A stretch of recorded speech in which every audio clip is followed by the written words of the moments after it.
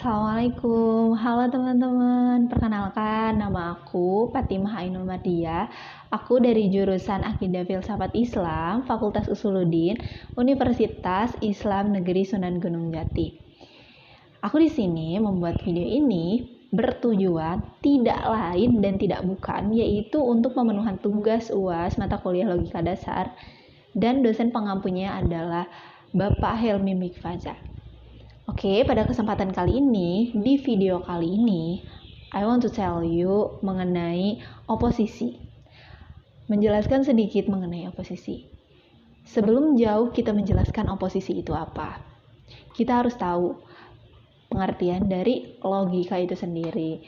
Dan oposisi termasuk ke dalam rumpun apa di dalam logika gitu.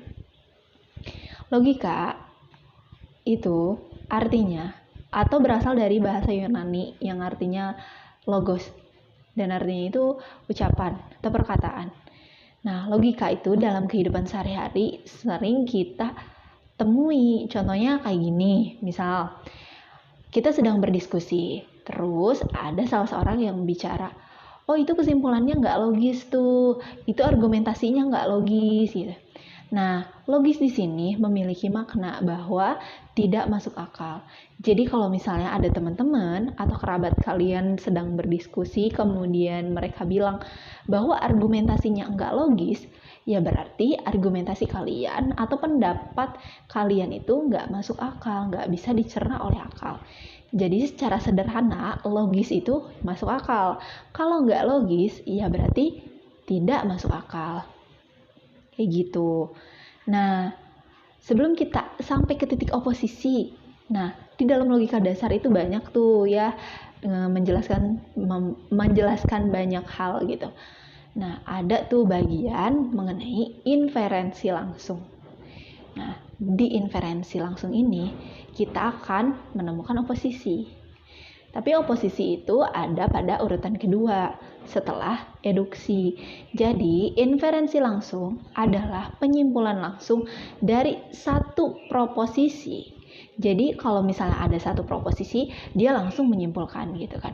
Karena ada inferensi langsung dan ada inferensi yang tidak langsung kayak gitu. Kalau inferensi langsung, dia bisa menyimpulkan langsung dari satu proposisi tanpa butuh bantuan dari proposisi lain gitu. Nah, di dalam inferensi langsung ini terdapat dua bagian atau dua macam. Yang pertama ada eduksi, kemudian yang kedua ada proposisi. Nah, yang akan saya jelaskan pada kesempatan kali ini mengenai proposisi. Apa sih proposisi itu? Ada apa aja di dalam proposisi gitu kan? Nah, proposisi itu terbagi menjadi 4 bagian. Kayak gitu. Proposisi terbagi menjadi 4 bagian. Yang pertama apa? Yang pertama itu adalah proposisi kontraris. Kemudian yang kedua ada proposisi subkontraris. Yang ketiga ada proposisi kontradiktoris. Dan yang keempat ada oposisi subalternasi. Nah, sebelum saya menjelaskan mengenai empat-empatnya dari oposisi tersebut, nah kita perlu tahu nih pengertian dari oposisi itu apa. Oposisi itu adalah pertentangan antara dua pernyataan yang dikelola menggunakan term yang sama kayak gitu, dan bisa disebut juga sebagai pertentangan yang logis yang di dalamnya itu pasti ada benar dan ada salah. Gitu. Pokoknya dua itu. Jadi pertentangan antara suatu pernyataan yang kemudian memunculkan dua pernyataan, yaitu benar dan salah. Kayak gitu. Nah, yang 4 tadi tuh yang ada oposisi kontraris, kemudian oposisi subkontraris, kemudian ada oposisi kontradiktoris, dan ada oposisi subalternasi. Yang pertama ada oposisi kontraris. Oposisi kontraris adalah pertentangan antara dua pernyataan universal dan predikatnya itu A dan E, kemudian dia akan menghasilkan beberapa rumus. Jadi, untuk oposisi kontraris, rumusnya itu kalau misalnya pernyataan yang pertama itu benar, pasti pernyataan yang keduanya salah. Contohnya kayak gini, semua polisi angkatan tahun 2022 dia ingin lulus ujian. Itu berarti benar ya. Nah, contoh pernyataan yang salah adalah semua calon polisi angkatan tahun 2022 tidak ingin lulus ujian. Berarti itu salah. Berarti universal udah benar ya. Berarti adanya yang pertama benar, kemudian yang kedua salah. Nah, rumusan yang kedua juga itu dibalikin. Jadi adanya yang salah, kemudian adanya yang benar. Dan yang ketiga bisa jadi dua-duanya itu salah. Contohnya kayak gimana? Semua kertas berwarna putih. Itu kan salah ya. Kemudian yang kedua pernyataannya, semua kertas tidak berwarna putih. Salah juga, karena kan ada sebagian kertas yang berwarna putih. Nah, itu untuk oposisi kontraris. Kayak gitu. Jadi, oposisi kontraris itu punya 3 rumus. Yang pertama, benar dan salah. Yang kedua, salah dan benar. Yang ketiga, salah dan salah. Pernyataannya seperti itu. Kemudian kita lanjut nih, next ke oposisi yang kedua. Apa tuh? Oposisi yang kedua adalah oposisi subkontraris. Oposisi subkontraris adalah pertentangan antara dua proposisi yang partikular yang memiliki predikat dan subjek yang sama, tetapi kualitasnya berbeda. Sebetulnya hampir sama tuh sama yang sebelumnya, sama oposisi kontraris, cuman tinggal dibalikin aja sebetulnya. Kalau yang pertama tuh, rumusan pertama kan benar salah.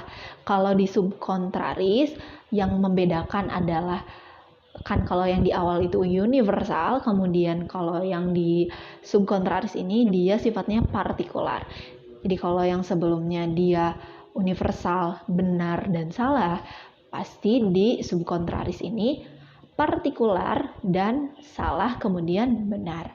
Terus rumusannya itu yang pertama kalau di subkontraris tuh ada benar kemudian salah, ada salah kemudian benar, kemudian benar dan benar. Kayak gitu. Contohnya gimana nih kalau yang benar dan benar? Contohnya sebagian laki-laki suka merokok, itu benar. Dan sebagian laki-laki tidak suka merokok, itu benar juga. Nah, itu untuk pernyataan proposisi apa? Untuk oposisi subkontraris. Kayak gitu, teman-teman. Sebetulnya ini tuh ya, kontraris dan subkontraris itu hampir sama. Cuman yang membedakan nih supaya kita ingat gitu ya. Supaya kita ingat kalau misalnya subkontraris itu partikular, kalau kontraris itu universal. Kayak gitu. Dan kalau misalnya kontraris itu pernyataan yang ketiga atau rumusan ketiganya salah dan salah, kalau misalnya yang subkontraris itu benar dan benar, kayak gitu. Nah, setelah membahas dua proposisi ini, masih ada loh teman-teman, 2 lagi. Apa tuh? Ada oposisi kontradiktoris. Oposisi kontradiktoris adalah perlawanan antara dua pernyataan, dua proposisi yang kemudian sifatnya juga universal kayak gitu. Tapi cuman ada 2 cara doang teman-teman, ada benar dan ada salah kayak gitu. Gak bisa tuh kayak proposisi sebelumnya, ada benar dan benar, kemudian ada salah dan salah. Nah, di proposisi kontradiktoris ini karena sifatnya berlawanan dan sifatnya universal, jadi dia memiliki 2 rumusan aja, benar salah dan salah benar. Contohnya kayak gimana? Contohnya, semua ayah rajin bekerja. Benar ya? Dan semua ayah tidak rajin bekerja. Itu salah. Nah, kalau misalnya pengen yang salah kemudian yang benar, bisa dibalikin kayak gitu ya. Nah, jadi kalau misalnya kontradiktoris ini, kita harus ingat. Kontradiktoris itu universal, tapi memiliki 2 rumus aja. Kayak gitu. Next lagi ke oposisi selanjutnya ya. Posisi yang keempat ini kita akan bertemu dengan oposisi subalternasi. Apa sih oposisi subalternasi itu? Oposisi subalternasi yaitu pertentangan antara dua proposisi yang mana subjek dan predikatnya sama, kemudian kualitasnya sama, tapi kira-kira apa nih yang membedakan gitu? Apa yang menjadi pertentangan di subalternasi ini? Nah, yang membedakannya itu yaitu kuantitasnya, dan rumusan masalahnya atau rumus oposisi subalternasi ini ada 4, teman-teman. Yang pertama ada benar dan benar, kemudian yang kedua ada salah dan salah, kemudian yang ketiga ada benar kemudian menghasilkan salah dan benar, kemudian yang keempat ada salah yang bisa menghasilkan salah atau benar, kayak gitu. Untuk contoh yang pertama, benar dan benar. Contohnya, semua mahasiswa ingin lulus ujian akhir. Itu benar. Kemudian yang benarnya lagi, pernyataan yang keduanya, sebagian mahasiswa ingin lulus ujian akhir. Berarti benar dan benar. Itu rumusan pertama. Kalau yang keduanya, semua mahasiswa tidak ingin lulus ujian akhir. Salah ya. Kemudian pernyataan yang keduanya, sebagian mahasiswa tidak ingin lulus ujian akhir. Itu salah. Berarti salah dan salah. Nah, untuk yang benar kemudian menghasilkan yang salah dan benar itu contohnya kayak gini, semua mahasiswa ingin lulus ujian akhir. Itu benar ya teman-teman. Kemudian bisa menghasilkan atau pernyataan yang keduanya bisa benar atau salah itu kayak sebagian mahasiswa tidak ingin lulus ujian akhir. Itu bisa benar dan bisa juga salah. Nah, untuk rumusan yang keempat yaitu dan dari pernyataan yang salah kemudian menghasilkan pernyataan yang benar atau salah. Itu bisa tinggal dibalikin aja. Jadi rumusan untuk oposisi subalternasi itu ada 4 ya teman-teman tadi. Oke, aku kan udah bahas tuh 4-4-nya dari oposisi. Kita review sedikit supaya menjadi lebih sederhana lagi dan supaya kita ingat rumusan-rumusannya. Dari yang pertama, ada oposisi apa? Oposisi yang pertama itu ada oposisi kontraris. Kayak gitu. Dan kita gabungin aja ya sama oposisi subkontraris karena mereka sama namanya dan nggak jauh beda, dan yang membedakannya itu yang pertama, kalau kontraris dia kita ingat ya. Yang pertama kontraris universal kayak gitu. Yang kedua subkontraris dia partikular sifatnya, kayak gitu. Nah, untuk yang pertama ini, kontraris ini, dia dari benar bisa jadi salah, kemudian dari salah bisa jadi benar, dan bisa menghasilkan salah dan salah. Kalau yang subkontraris, dia partikular, dan rumusan yang pertamanya adalah dia salah kemudian benar, kemudian ada benar dan salah, kemudian ada benar dan benar. Nah, kemudian yang ketiga ada oposisi kontradiktoris. Rumusannya cuma 2 teman-teman, tapi sifatnya kita harus ingat, dia sifatnya universal ya. Ya, rumusannya itu ada benar dan salah dan benar. Kemudian yang keempat, yang terakhir, yang barusan kita bahas adalah oposisi subalternasi. Dia memiliki 4 rumusan. Yang pertama ada rumusan benar dan benar, yang kedua ada salah dan salah, yang ketiga ada benar menghasilkan pernyataan yang benar dan salah atau benar atau salah, kemudian yang keempat ada pernyataan salah disandingkan dengan pernyataan yang benar atau salah, kayak gitu. Mungkin oposisi yang saya sampaikan cukup sekian, dan mudah-mudahan apa yang saya sampaikan bisa sesederhana mungkin sehingga teman-teman yang melihat video ini bisa mengerti mengenai oposisi dan rumusan oposisi. Mungkin apa yang saya sampaikan ini sebagian sumbernya dari Bapak Helmi dan juga bukunya yang berjudul Daras Logika, dan juga berdiskusi dengan teman-teman. Kemudian saya simpulkan dan saya buat video kali ini, dan saya ucapkan banyak-banyak terima kasih untuk Bapak dan juga untuk teman-teman sekalian dan teman-teman yang udah mau mendengarkan video ini. Terima kasih.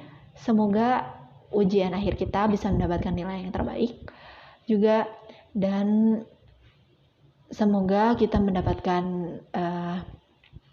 keberkahan atas perjalanan kita menuntut ilmu. Oke, mungkin itu saja yang dapat saya sampaikan. Mohon maaf atas banyaknya kesalahan atau pelafalan atau salahnya rumusan atau kekeliruan dalam penyampaian rumusan. Saya meminta maaf yang sebesar-besarnya karena saya juga masih dalam proses pembelajaran. Mungkin itu saja yang dapat saya sampaikan. See you in the next time. Bye-bye. Assalamualaikum warahmatullahi wabarakatuh.